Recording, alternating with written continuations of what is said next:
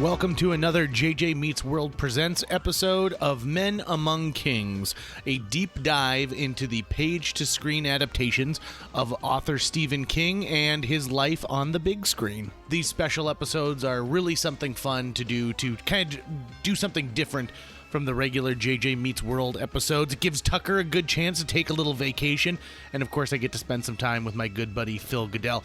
Sit back, relax, and enjoy this episode of Men Among Kings, a JJ Meets World production.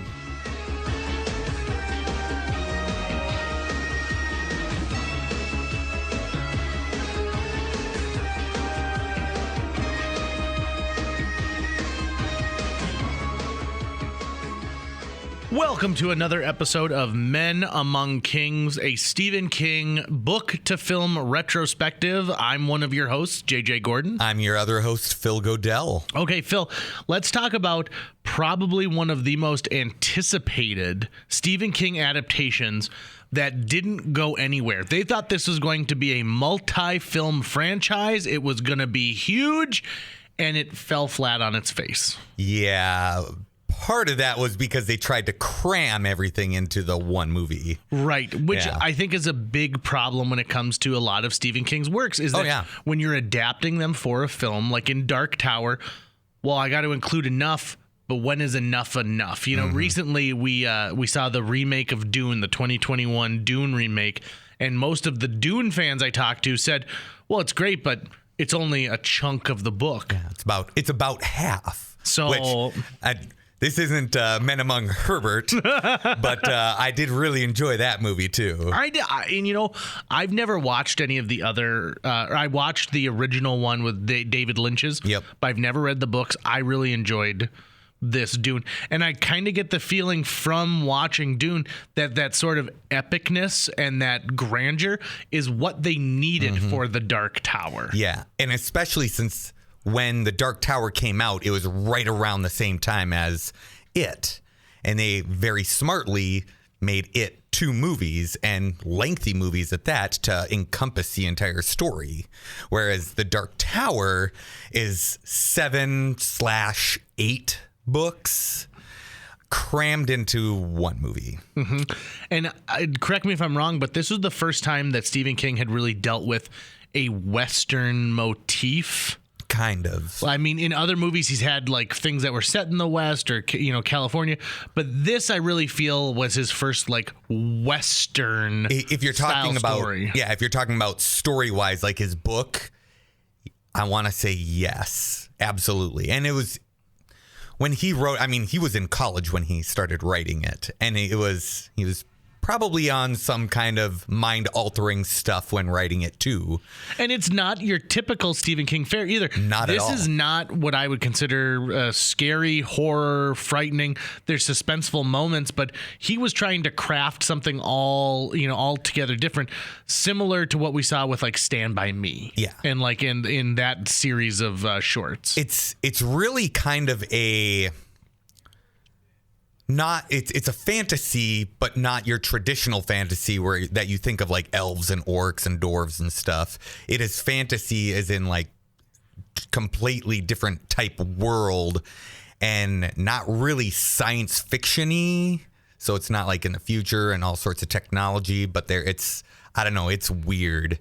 And it starts off strange and you have no idea where it's going, and then it just builds and becomes amazing. Well, let's talk plot. Would you walk us through that? Sure. For the movie, big differentiation between the book series and the movie. So 11-year-old Jake Chambers is mainly our lead character, and he experiences visions involving this man in black who seeks to destroy a tower and bring ruin to the universe while a gunslinger opposes him. Jake's visions are dismissed by his mother, stepfather, and psychiatrists as just nightmares resulting from the trauma of his father's death the previous year. At his apartment home in New York, a group of workers from an alleged psychiatric facility offer to rehabilitate Jake, Recognizing them from his visions, however, as monsters wearing human skin, Jake flees from them and they give chase. Jake finds an abandoned house from one of his visions where he discovers some high-tech portal that leads him to this post-apocalyptic place called Midworld. In Midworld, Jake encounters the last gunslinger, name of Roland Deschain, who has emerged from his visions. Roland is pursuing the Man in Black. His name is Walter Paddock, who has also appeared in Jake's dreams. Roland pursues the Man in Black across a desert, seeking to kill him as revenge for the murder of his father, Stephen, and all remaining gunslingers. He explains to Jake that over decades, Walter has been abducting psychic children, attempting to use their shine to bring down the Dark Tower, a fabled structure located at the center of the universe. This will allow beings from the darkness outside to invade and destroy reality. Roland takes Jake to a village to have his visions interpreted by a seer.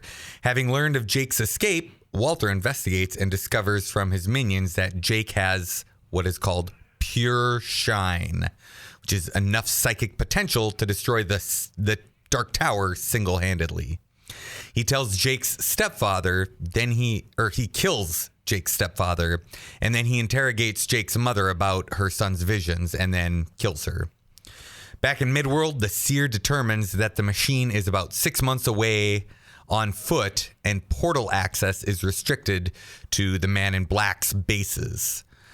Jake realizes that Walter, the Man in Black, has a base in New York and that they can just use that to reach the machine. Suddenly, the Taheen, the minions of the Man in Black, they attack the village, but Roland systematically kills each of them. Roland and Jake return to Earth, where Roland's injuries are treated at a hospital. Jake learns the location of Walter's base from a homeless man who helped him earlier. When Jake returns home to check on his mother, he finds her charred remains and breaks down in tears. Seeing this, Roland angrily vows to kill Walter. He comforts Jake by teaching him the basics of gunfighting as well as the gunslinger's creed, which he hasn't uttered since his own father's death. As Roland replenishes his weapons supply at a gun store, he is attacked by Walter, who captures Jake and takes him through a portal at his base to a machine that will destroy the tower with Jake's powers. Jake uses these psychic powers to alert Roland to the portal code he needs, and Roland battles his way through Walter's henchmen, reopening the portal, which Jake forces to stay open. Walter is forced to return to New York to fight Roland and wounds him. When Jake reminds him of the gunslinger's creed, Roland recovers and kills Walter with a trick shot after a brief fight. Finally, he destroys the machine and saves the tower, Jake, and the other children. Roland says he must return to his own world and offers Jake a place by his side as his companion. Jake accepts the offer as he has nowhere else to go, and the two head back to Midworld together. Okay, so if you just heard that and you thought, wait a minute, I saw that movie when it came out and I have no idea what you are talking about, that is not a surprise because I have only seen this movie once until I reviewed it for this episode of Men Among Kings, and I realized I don't think I remembered anything from this except for Matthew McConaughey is the bad guy. Yeah. That was it. Idris Elba actually makes a pretty good gunslinger. He does, and he's done a couple other Western-themed things. Yeah. There's like there's a Netflix show, and there was like the Cowboys of Philadelphia or something like that. Yeah. He's done cowboy, so clearly he loves this cowboy mentality, and he does it better in other things. I don't think he's quite given this. So when I watched this movie, here's what I thought about. Chronicles of Narnia, right? The idea of traveling to this mystical world back and forth. But it really, really stunk of The Last Action Hero with Arnold Schwarzenegger.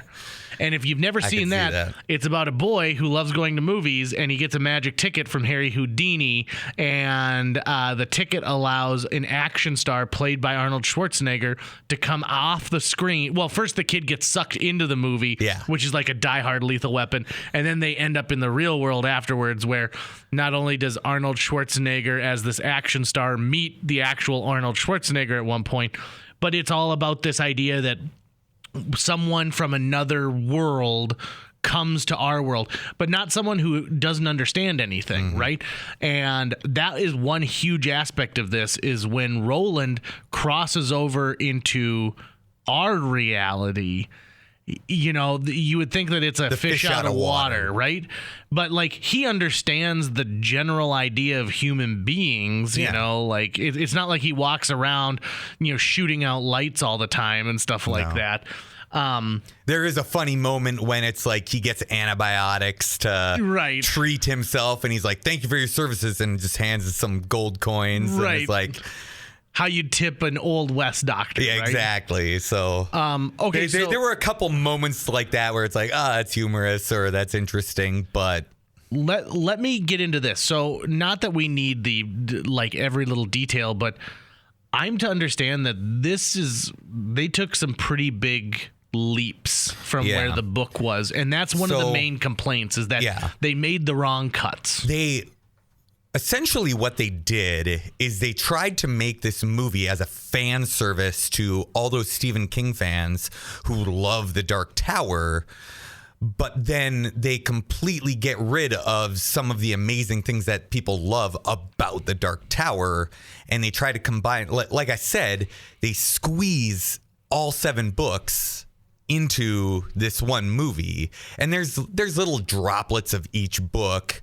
If you don't know what the book titles are, the first one is called The Gunslinger, and the important aspect in that book that translates to the screen is you're introduced to Jake Chambers. He came from a different world, and interestingly, spoiler alert if you've never read the book, Jake dies. Like, the gunslinger kind of lets him die so that he can keep pursuing the Man in Black. But you can't do that in the kids gotta live in the movie, right? In the second one, it's called The Drawing of the Three. And this is like, time has passed. Like, Roland has been in some kind of trance or like teleported to a slightly different time. And there's these weird doors that are portals to our world, just in different times. The reason why it's called The Drawing of the Three is because there's 3 people that get brought into Midworld. And, you seem so enthused by this. You like the Dark Tower series? I love it. Okay. But it's like, it's tough to get into. The first one was kind of a chore. The second one was really good because it starts dealing with some of our world.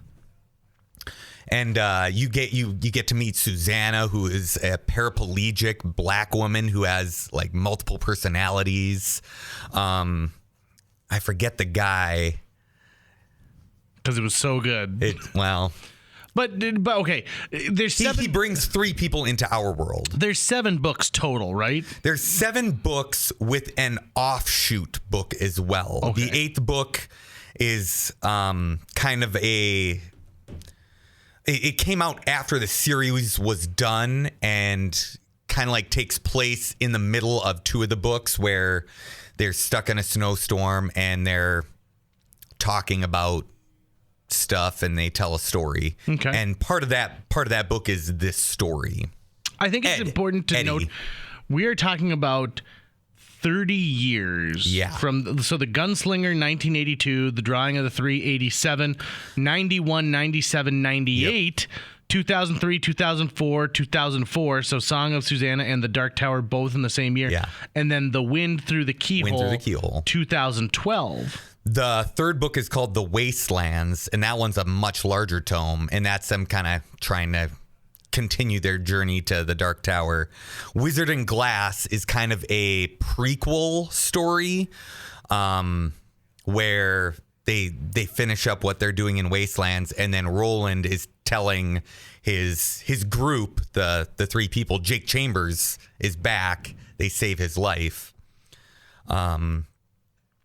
And he recounts when he was a child. So that one was one of my favorites because you learn who Roland was as a kid. Interestingly enough, after Wizard and Glass, that's when Stephen King had his car accident. Oh, okay. Where he got hit by a car. And it's weird because so many fans are like, oh no, we're never going to finish the Dark Tower, how's this going to end? And it's like, maybe you should be more concerned about Stephen King's health. Right. But you know, a lot of fans were like, oh no, I know what's going to happen, and he recovers, and it's great. And so I think even Stephen King was like, yeah, I kind of need to finish this. Right, and that's why we get the quick succession. Wolves of the Kala, Song of Susanna, and the Dark Tower, and they're quick one after another. Wolves of the Kala, they go to a village, and that's reminiscent of when they're in the village in the movie. In fact, it's very similar. But weird things happen, like these so-called wolves.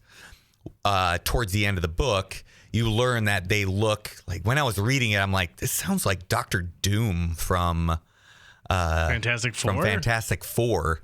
And then that's exactly what they were. And that's because this whole series is like pulling different aspects of different realities, similar to like in the MCU, like the What If, how they're and the Loki series, where it's like different timelines, branches, and everything, and they all converge into the Dark Tower. One of the things that I found interesting when I was researching this is that there's references to things like there's a Harry Potter reference in one, and there's reference to T.S. Eliot poems and things like that. So the idea that like, you know, is something that exists in our reality but not somebody else's, of course, getting kind of spun together in this whirlpool of reality. One of the most exciting things when I first read this series was in the beginning of Wizard and Glass, and they're walking through this kind of wasteland area, and they see a newspaper that talks about the super flu from The Stand. Oh. Yeah. Okay, so let's get into this, too, because clearly this was King writing a movie that had supernatural... Did Stephen King write the movie? No, I'm sorry, the books. I'm talking about the books. Yeah. So Stephen King is writing these books, and he's including elements from his other novels. So clearly the idea of the shine from The Shining, right? And this isn't the only time we've ever dealt with the shine. I think there was something else, a couple other things that he's included. The Talisman, that series... Yep. So he clearly, if you've ever read or I'm blanking on the name, but there's this character shows up in the Dark Tower, the final book of the series, called Ted Brannigan, and he's from Hearts in Atlantis. That's okay. See, and like we've all known that he's one of the like granddaddies of the multiverse, right? Where all these things like exist together. And I remember a lot of talk when the Dark Tower came out because it hadn't come out yet. If I'm not I think the Dark Tower came out in August, if I'm not mistaken, and then the movie, and then it came out in September. Yeah, something like that. And so everyone was putting, they were like, it's a summer tentpole action thriller by Stephen King, and then it's coming out, but the Dark Tower. Think about the Dark Tower. Yeah. And so there's a lot of questions about whether or not like the Pennywise clown was going to make a wink and a nod in this, because it clearly could have. And it did. It did. Right. Exactly. So that was like the big question of like, okay, is something what else are they going to bring? I got to be honest. I thought that this movie was jumbled and garbage. Oh, very much so. And I think that I probably would enjoy the book series because I like book series that follow a character, and it sounds like Roland is our through character. Oh yeah, absolutely. He's in everything, and So this movie, as you said, is fan service, but it really is. But it also leaves stuff out. I'm assuming because they were like, well, we're probably going to make 7 movies out of this. Yeah, if that was the case, then they shouldn't have like finished the book, right? Yeah, or finished the series in the movie. It doesn't make sense to me. It was very frustrating because when I went to go see it, there were elements that I liked of it because I knew so much about Stephen King and the world that he created and the Dark Tower. So when I saw it, I was like, oh, hey, there's that. And oh, hey, I remember this from the book. And like one of the first things that they say in the movie is the man in black fled across the desert. The gunslinger followed. And that's the opening line in the first book. And so it was like, ooh, kind of exciting. And then when the gunslinger says the creed, I do not aim with my hand, I aim with my eye. I do not shoot with my hand. He who shoots with his hand has forgotten the face of his father. I shoot with my mind. I do not kill with my gun. I kill with my heart. All of that was very exciting. But then the story itself was just garbage. Yeah. I also think it was poorly acted with the Jake Chambers character. Like, the thing that it, for example, gets right is they cast the right kids in those parts. Yes. This is another great circumstance of, like, you just picked the wrong kid for this.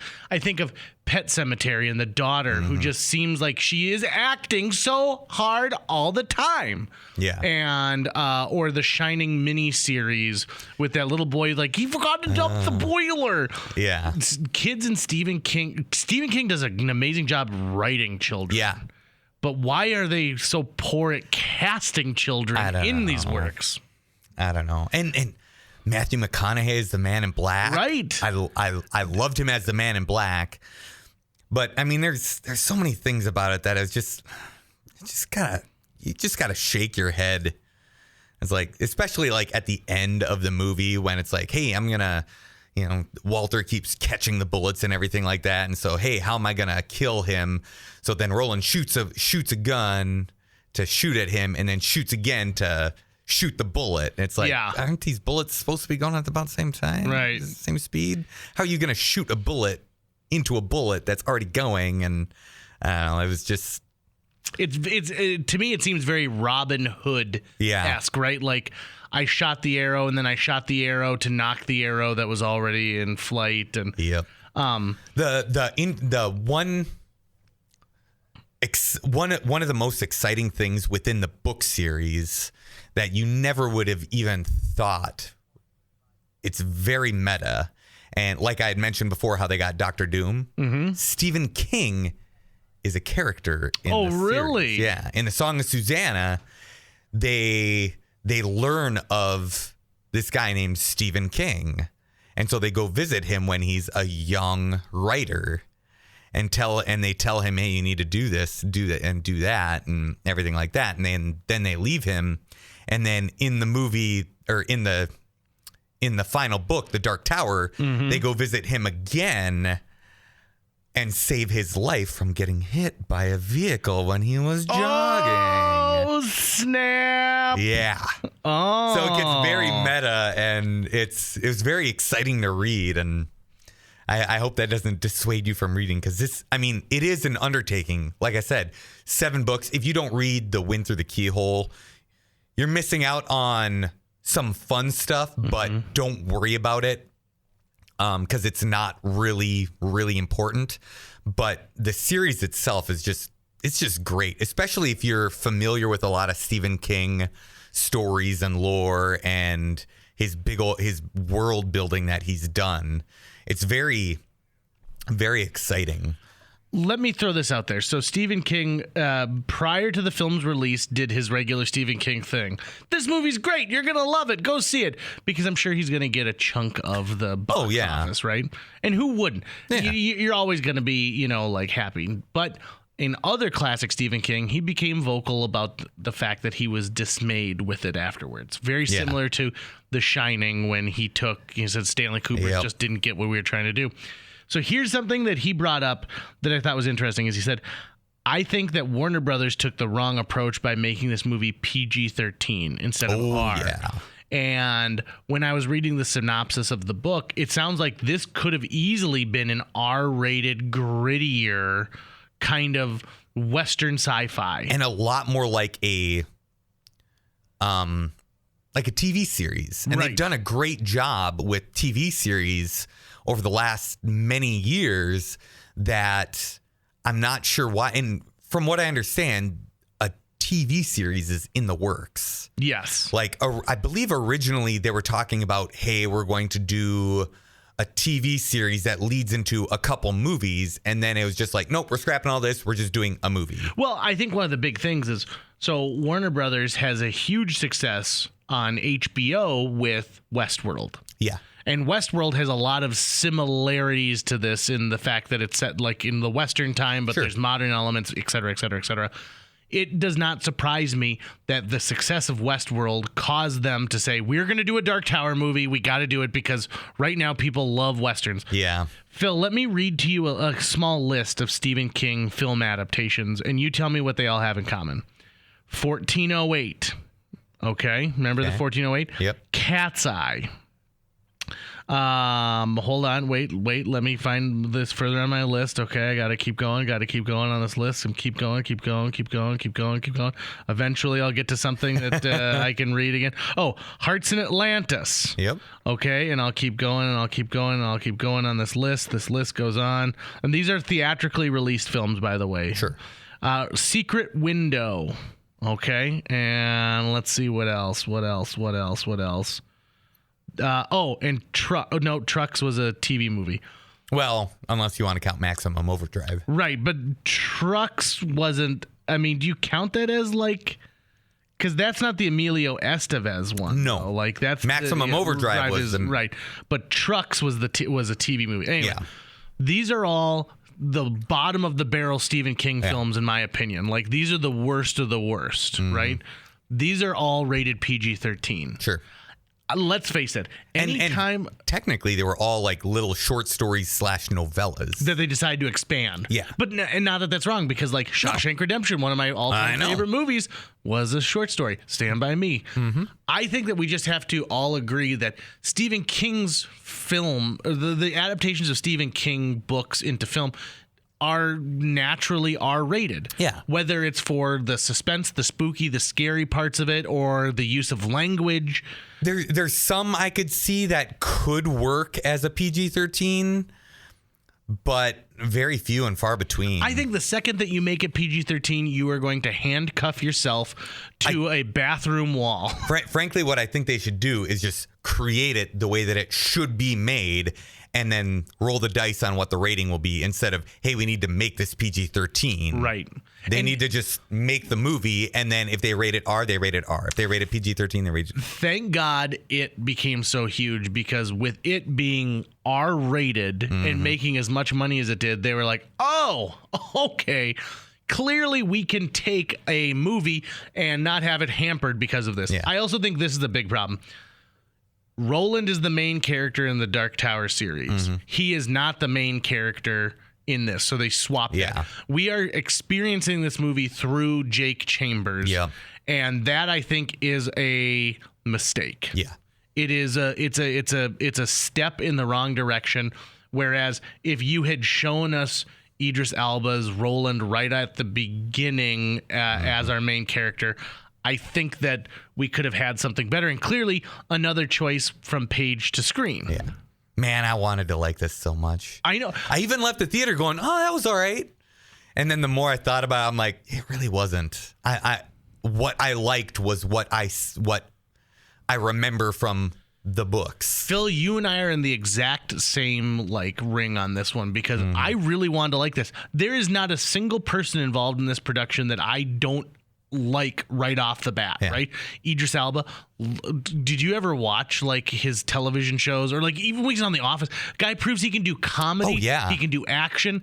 I thought he should have been the next James Bond, quite frankly. He'd be a great James Bond, right? I think. Matthew McConaughey, one of my favorites. Just a couple of New Year's ago, my wife and I had a Matthew McConaughey marathon. I remember that. Right. So we're watching through all these Matthew McConaughey movies. Mud is such a good movie. Mud, fantastic. Even the ones that aren't good, like How to Lose a Guy for 10 Days, I still loved. We crossed The Dark Tower off the list just because I was like, I don't want to watch this. I would rather watch Two for the Money, right? And that says a lot, because I'm also a huge Matthew McConaughey fan. Yeah. But Matthew McConaughey looked bad in this movie, and I get that he's supposed to be the villain, but I don't think that they really, to me, the Man in Black should have been more like a used car, like kind of like snaky sort of salesman-y type thing.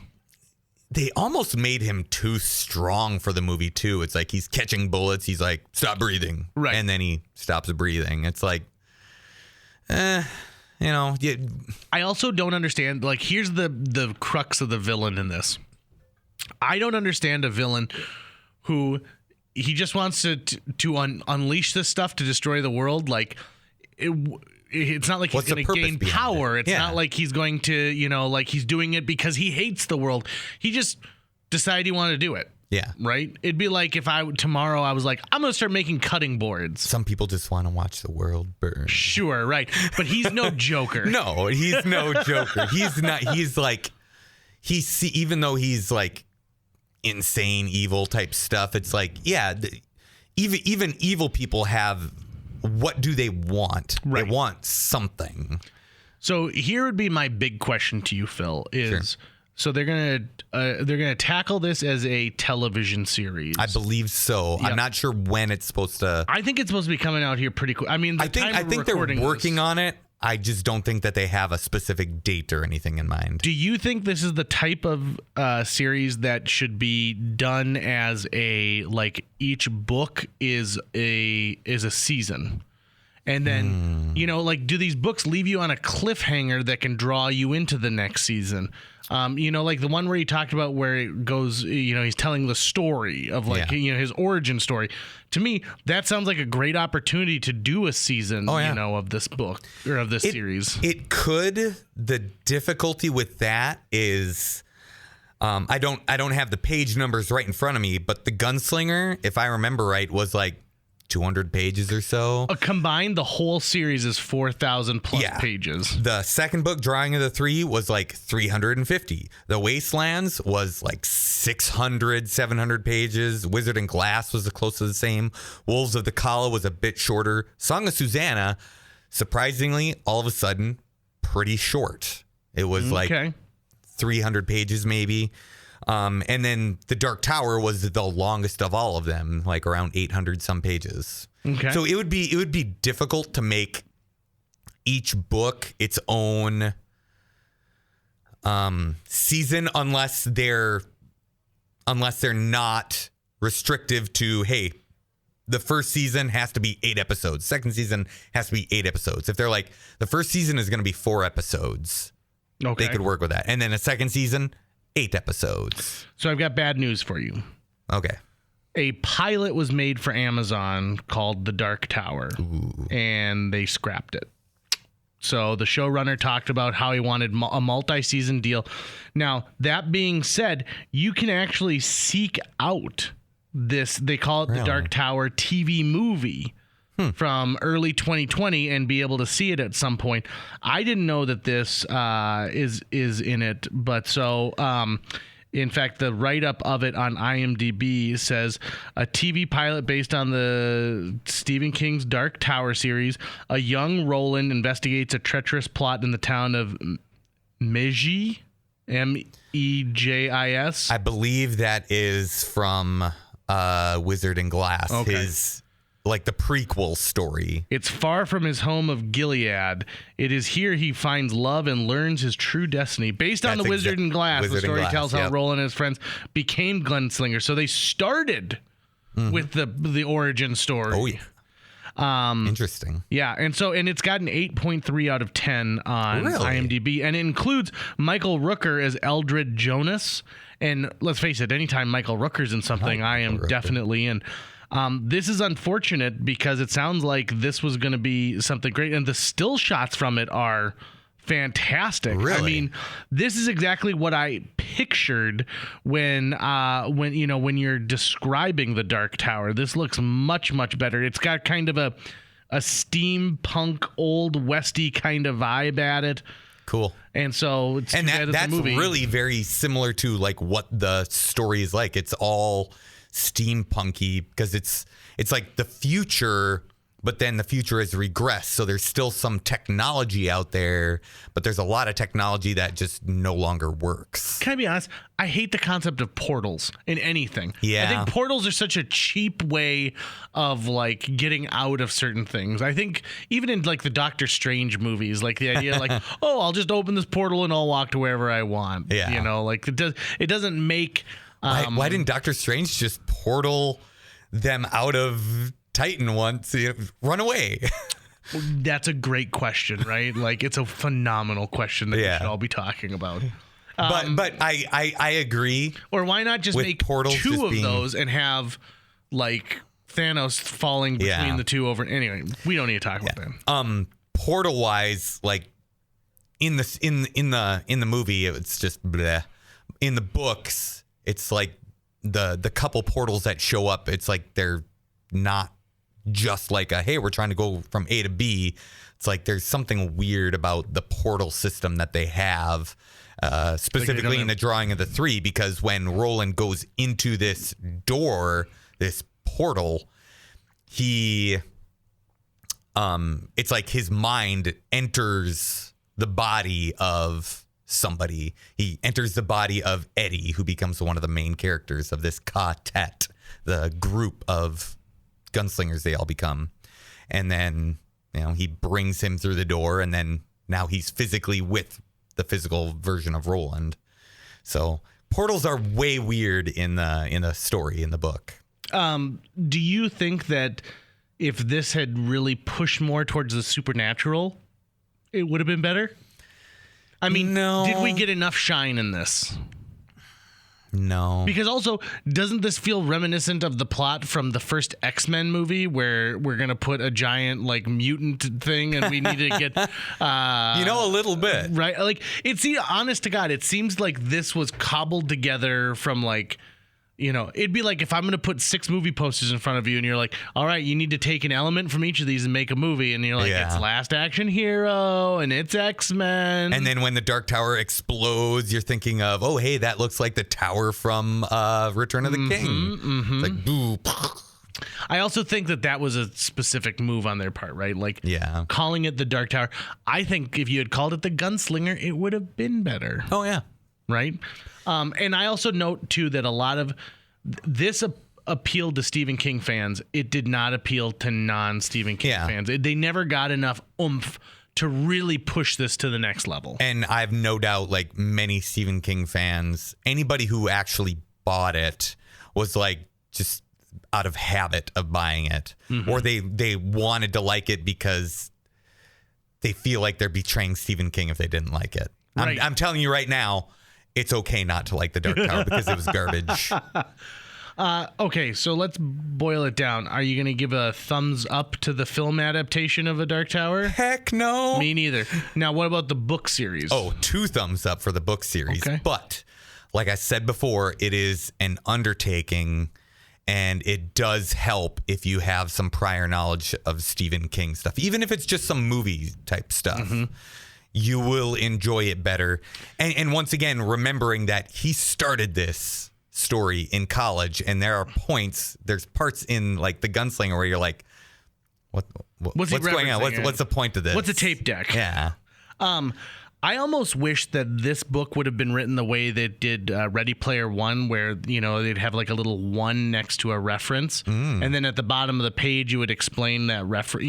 Sure. Remember when you read through Ready Player One and they had those little things? Yeah. So that, because they don't expect you to have an entire world of pop culture reference, but it would be nice to know what they're talking about as they move along. One of the little Easter eggs that they have in the movie is the number 19, because 19 is very special / significant in the Dark Tower. So in the tower itself, there's 19 floors, or that I don't remember, but okay. For whatever reason, the number 19 is just a reoccurring number, like how 40 is a reoccurring number in the Bible and stuff like that. 19, huh? 19. Okay. Well, teach his own on that one. Yeah. I think we'll wrap this up. If you want to listen to previous episodes of Men Among Kings, we've tackled some other pieces. We did everything from Shawshank Redemption all the way to The Running Man. And so you can find those here on the JJ Meets World Podcast Network. Phil, thanks for reading, and thanks for viewing. Yeah. Thank you.